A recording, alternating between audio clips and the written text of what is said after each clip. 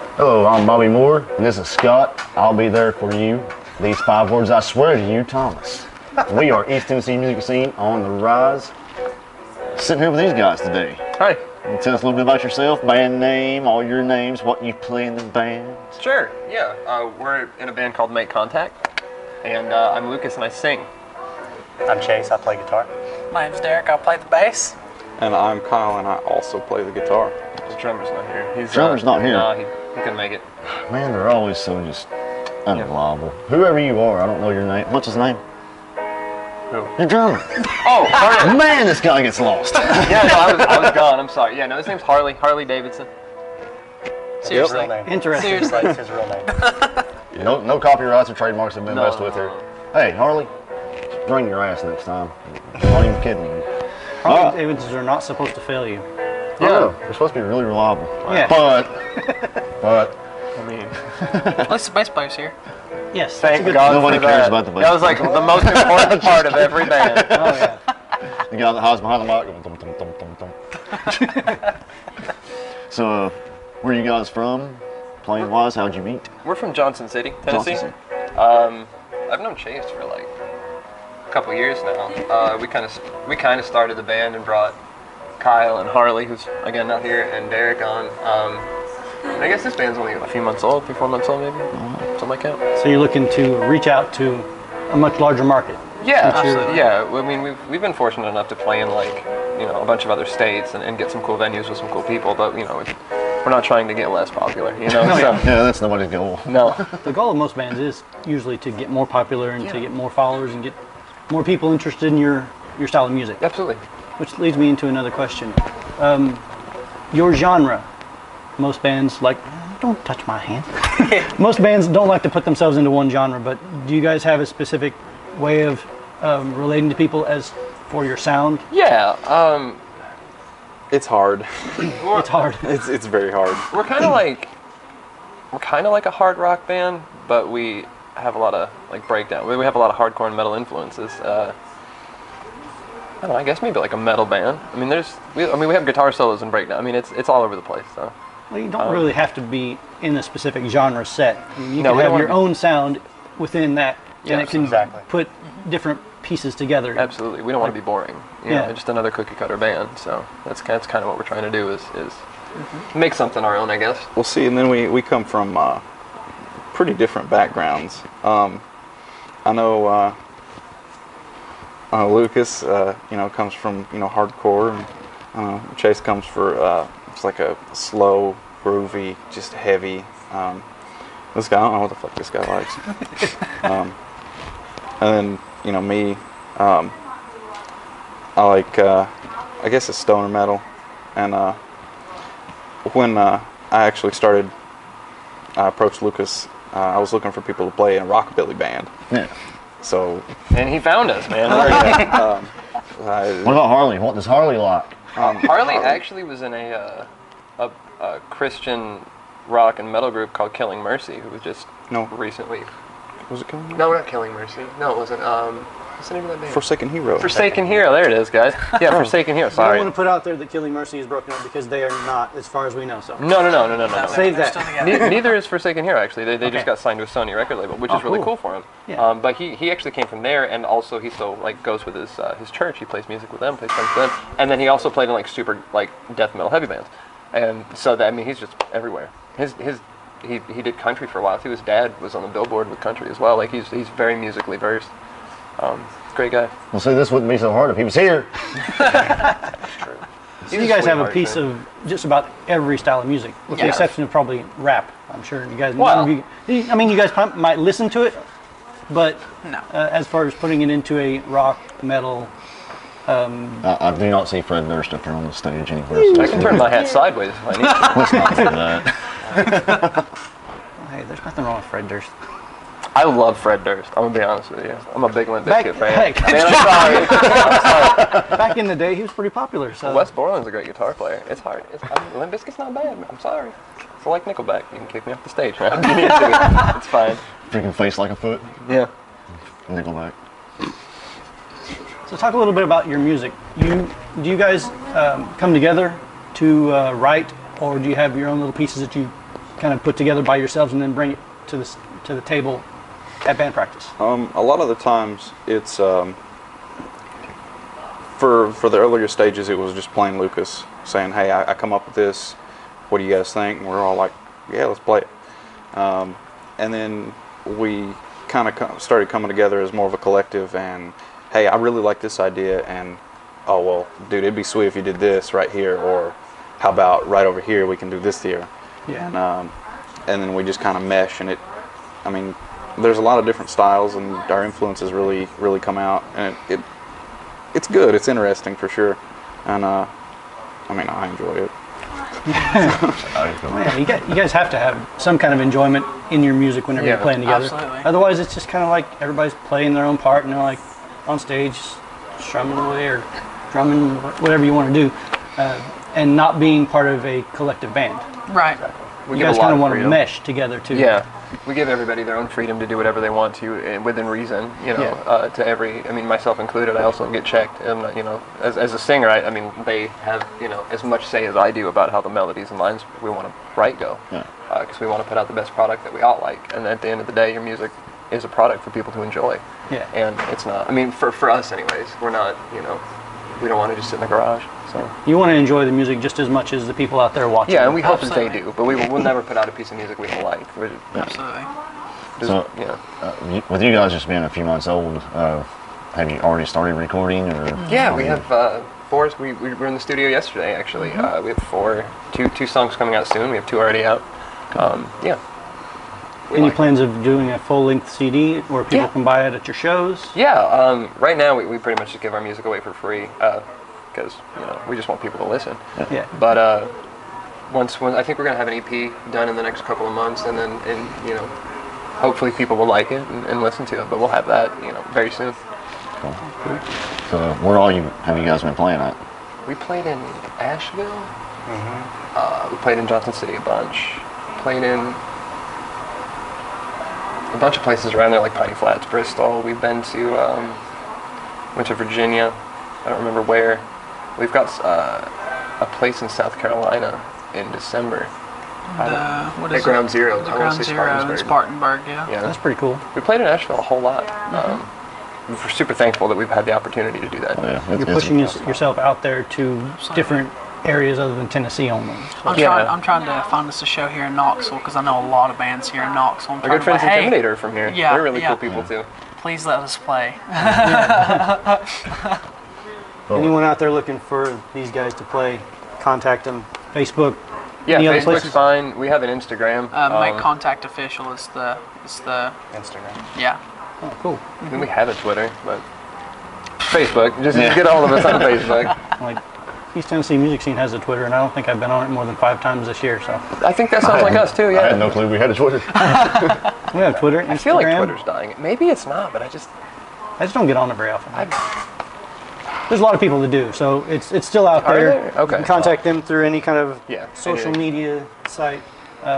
Music-wise, can people find you on iTunes, Spotify, Yep. Spotify, Reverb iTunes. Nation, anything like that? Yeah, actually all of those. Okay. You can all of our music currently and in the future will all be released on iTunes Music, Spotify, Apple Music. It's on Bandcamp and Spotify, or not Spotify, Reverb Nation. It's literally everywhere. It's on Deezer. I don't know what that is, but it's there. So you can That's awesome. No clue. I find a lot of my local music that I am interested in on Reverb Nation. That's how I first came into contact with a lot of bands in the area. Reverb Nation's a great website if you want to. Definitely. I've listened to a lot of and met a lot of people through it just because their bands are great and they just don't get enough attention. You know? Yeah. So you got any interesting stories from going out to these places outside of? We have stories. Pick one and tell us. Let's try to keep it PG though. Oh no, they're all. We're not that crazy, man. I'm married and they're old, so we just zing. You can still have fun when you're married. Yeah, no, I'm having a great time. She's right there. We can talk more later. Like, so I think the first time we went to Asheville was a story. It was a pretty good story. Do you remember how difficult that was? That was terrible. So They're all pretty different. Yeah, we struggle a lot with getting to places. I'd say that's the best story though. I guess we No. Morristown. Morris, yeah, that's a good one. Yeah, We'll talk about that one. We went to Morristown, and so our drummer Harley, he couldn't make it that show. I'm starting to see a trend with Harley. He couldn't be here, and so we found a drummer at literally the last minute. We found 2 of them, and I'm not going to name any names. And I don't feel super comfortable. I'm sure he'll whatever, be all right. So we had somebody who filled in, and so we practiced that whole day to do it.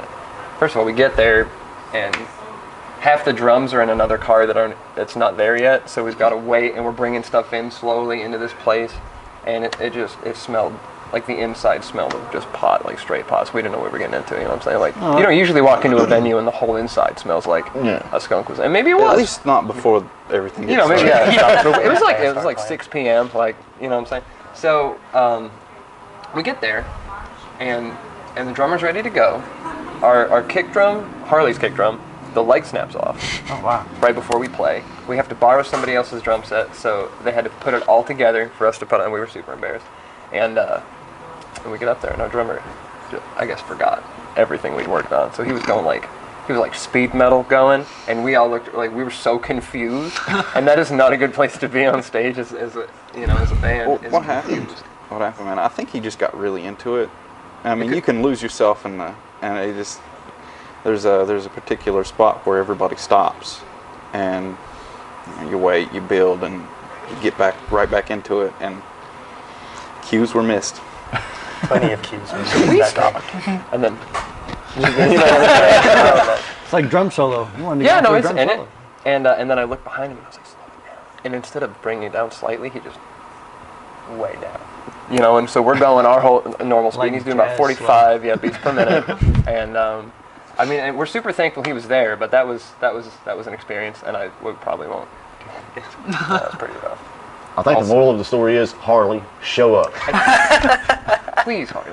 We haven't course, seen we're you just in giving months. We miss you. Of course, we're just giving him a hard time. We don't have any bad blood with Harley. No. I'm sure he's a great guy. We'll like to meet him sometime. Sometime. We should have had him in his own little seat with a phone right there, just video chatting. If anybody sees Harley, call this number on the bottom. We miss him. The missing child number, is that what you're saying? Yeah. There's Put him going on to a be milk cards carton. with his name Yep. on the back. So, when you guys play on stage, you have the song we heard off camera just a little while ago was kind of dirty vocals, really high. Okay, Bobby. I really like this. You have dirty vocals and clean vocals, I'm assuming, on specific songs, or do you kind of mix them up in each song? We mix them up, and then the newest song that we recorded is just straight dirty vocals. We were trying to experiment with our sound a little bit, so. And it's freaking sweet. Yeah, it's Yeah, the new song's nice. It's pretty cool. This time. Yeah, his eyes just. We got the rough copy this morning on the way here, so we were. Yeah, it was we were bumping delicious. it, I was in the car and I was like, yes. It's always good when you can really enjoy the song, the music that you're Absolutely. putting out, and hopefully that translates for you guys on stage to the audience Absolutely. when you're out there. Can I thank the guy who does all of our producing? Yes, Yeah, most His name's definitely. Alex Ryan, and he's our hero. He helps us write. He helps us in the studio. He's a great guy, and our music wouldn't be Actually, half as good. if he has a contact out there, you want to throw other people Yeah, too. yeah. just Alex, throw it. yeah. You can get in touch with him, Alex Ryan on Facebook. His email is alexryanrecordings@gmail.com, and he runs a studio. He has 2. He runs one of them out of Johnson City, and one of them out of.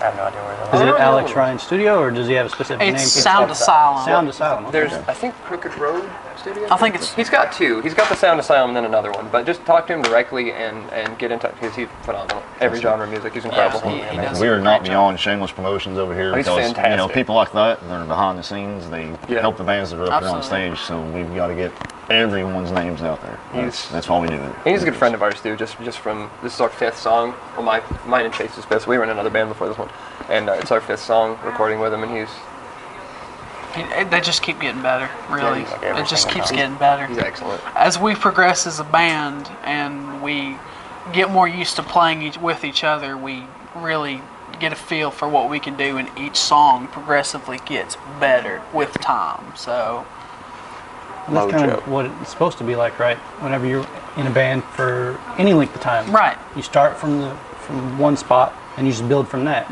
Yeah. And you just get better and increase your reach, you increase your musicianship or the way you play on stage, Yeah. your stage presence as well. I'm sure you guys probably have a lively stage show. I go a little nuts. I ain't gonna lie to you. I get a little crazy. You lay I it don't out, get as crazy. I move. laying out on stage. I'll and- fall down, man. I don't know. Like, Crazy. Absolutely. it's all about it's all about putting on a good show for the people who pay good money to come out and enjoy your music. You know. Yeah. You I don't think he wanna- just threw out a challenge to you guys. I go crazy. I don't know about that. It's always a challenge. I focus. They I sit focus a down. lot. You know, it's Turn my back to the Lazy. stage, yeah, sit they've got down. chairs. Call he's him, out front call of him everybody, Stone you really Cold can't see Kyle Mullins. Do what? I said, when he's out in front of everybody, maybe he just doesn't see what they're doing behind him. Something happened? No. So, what are your influences? I mean, like personally, individually. Let's all pick two. That'd be fun. Ooh. You go first. No, come back around. All right, Chase, you go first. You start. All right, I'll pick my I need two a second. biggest influences. Dance Gavin Dance is probably my favorite band, and Matchbox 20 is also my other favorite band. So, yeah, it may not sound like it, but I get like Rob Thomas, the best songwriter, in my opinion, probably ever. He's really good, and I just love Dance Gavin Dance. It's more in like the style we play, and I think they're just incredible. Guess we're going down the line. I would say probably Every Time I Die and Mastodon, I would say. For me, I'd have to say, not like, well, specifically the first 3 albums that Metallica put out with Cliff Burton. I get a lot of my style from Cliff Burton. He's the reason I picked up the bass. So a lot of my style comes from Cliff Burton. And then my second one have to kind of be split because I get a lot of like my other influences from like nu metal, but specifically the bassist for Korn and the bassist for Mudvayne. I get a lot of my style from them. So First band I was ever in was the Korn cover band. Really? We called ourselves Children of Korn, but like on the marquee it would say COK because we just wanted to promote cock. It's great. Misspelling. hey, look at We my need to coffee. hang out, man. They're a blast. It was awesome. It was fun, man. All we did was cover the first album. That's all we did. Right on, dude. I would like watch 2 that. originals. That was it. Bring it back. Do it again. No, my again. I'd freaking come lead out. singer's in Vegas training martial artists now. Oh, that's pretty cool. No, it's not. He's a dick. I mean, A that's good exactly- slogan, though. You feel like bring the cock back. You're taking it away from him. He's Yeah, good. go ahead. I'm fine. I'm still. Yeah, he's the one who's like, no, you He guys loves go. listening about Um, cock, man. He's a huge fan. Honestly, if I had to pick just two, Baroness and the Sword, those guys are just they're awesome. so good. Yeah, that's for me. So with all these influences, during your writing process for lyrics, do you bring your own personal inspiration into it, or do you like look out at the world and say, hey, this sucks, we got to write something about it? I'm so far the only one who's written. Well, Derek's he's written a little bit of lyrics, but we haven't been able to put him to a song yet. So all the lyrics so far are mine. I like to write about things. Like I wrote about a TV show that I thought was cool, The Handmaid's Tale. Our song Mayday is all about that. It's just excerpts from the show. But usually I try to stay away from writing about like girls. Yeah. You know, because Yes. there's only She's one. the only girl There's that only needs to be one that written about. matters. This one. But so I write a lot about like sometimes people have a hard time mentally with things. Yeah. I like to write about that. I feel like it's relatable, but also something that that I relate to pretty well. And then I like to write about just having fun and kind of partying, being kind of dumb. Because again, I really don't want to write about girls, man. I really try real hard not to. Don't worry, you're not on camera, you can't be seen. That's really cool. I mean, you got to write about some kind of personal experiences. What you don't have to write about girls. Right. Personal experiences, whether it be mental issues or some kind of issue that you think needs to be put out there. Yeah. I think it just I don't know. The girls, songs about love have just been overdone. And it's not to say that there aren't good ones, but there's Most more songs to don't like. translate into really heavy music though. No, they really don't. They really They're more don't. slow. So you guys stick with what you're doing, Yeah. and you know. When I'll do a I ballad just for you. Avenged we did- Sevenfold, A Little Piece of Heaven. That's about a good- love. Yeah, and we've covered Celine Dion's "The Power of Love," so we haven't, but we should. Look out for it. It's coming. when I go to write lyrics, like I haven't written lyrics since I was probably in high school, and that was 2-3 years ago. Which I'm a young kid. So. You old man. Yeah. I wrote lyrics about 2-3 weeks ago for the first time in a couple of years, and it was about leaving a part of my life that I thought was okay, but it wasn't. Yeah. Because I was with a band before these guys, and I decided that I was happier with this band, and I quit the other band only to find out they were going to kick me out shortly thereafter. So I wrote a song about that because I was mad about it. I was pissed off because it was unfair that they, for the reasons, and I won't name any reasons, but the reasons they gave me that they were going to give me the boot was like totally immature, and it was whatever. So I wrote a song about it. We're happy to have Barrett. It's always good to get your emotions out there. Absolutely. In any way, shape, or form. Like, yeah. For me, I write poetry, which doesn't consistently translate into songs, and I've never been able to do it myself. Fair enough. But at least I've gotten out there what I felt. Poetry is so interesting. Absolutely. It is really cool that you do that. It's hard. Mm-hmm. I mean, This is a new revelation you and I will talk about off stage. You knew that I wrote poetry. Not about you, though. Looks like you might should. Like, Yeah. I think he might love you more than anyone else ever could, man. Well, that's just one of the things. He's kind of an introvert, and he's real timid about doing this thing right here I sometimes. understand. So that. Freaks him out a little bit. Yeah, I tell you what, that would open me up It's too. weird. Keeps him on his toes. Yeah. But I believe the guy with the ponytail behind the camera is telling us we need to stop. Okay. Is there any final thoughts you guys would like to put out there? Like to say, hey, bring us to whatever show you have? Yes, we'll play it literally anywhere. We'll go to England. We'll go to South Africa. We'll go to Knoxville, please, and we'll go everywhere, and listen to our music on Spotify and come out to the shows. Sheds. Yeah. anything. We'll play a basement. We'll for play sure. basement. Pool We'll parties, play things like that. anywhere. If there's an outlet underneath the bridge here in Knoxville, they jam it do next to it. the hobos that live under there. Seriously, and we hope you like it. Thanks for listening to us and everything. So get in touch with these guys. Make Contact is their name. Facebook, all the social medias, all the music outlets. Check them out. Great guys. You'll enjoy seeing them. As I always like to say, look for them on a marquee, the sign outside the buildings of a venue. You won't be sorry. Harley might or might not be there. Sorry, tuned. Harley. We like to give a hard time to people who aren't able to come to the shows. We still love you. Yes, definitely. This has been East Tennessee Music Scene on the Rise. I'm Scott Thomas with Bobby Moore and Make Contact.